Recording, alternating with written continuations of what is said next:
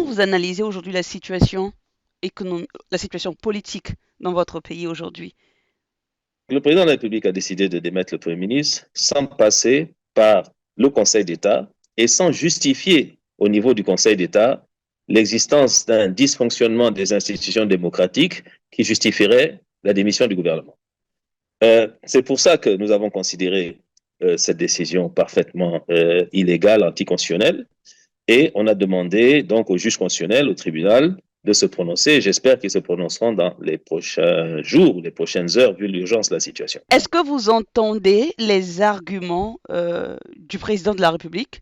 Est-ce que vous entendez les arguments quand il parle de mauvaise gestion, quand il parle d'absence prolongée, quand il parle d'aggravation de la crise économique et les difficultés sociales? Est-ce que vous entendez ces arguments?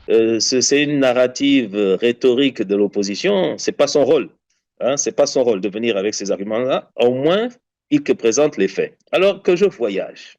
Écoutez, madame, ça, c'est un peu archaïque. Moi, quand j'ai pris les affaires, le pays avait 25,6% d'inflation. Nous sommes à peu près à 11% ou un peu moins de 11%.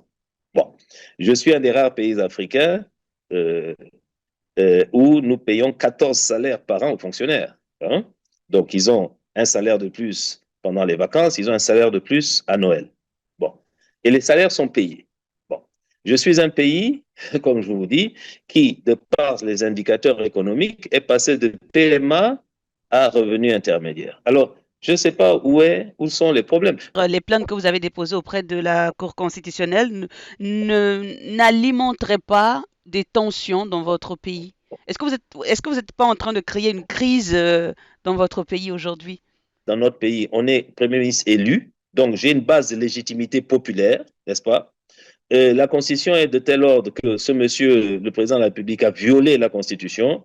Il devra en assumer le coût politique.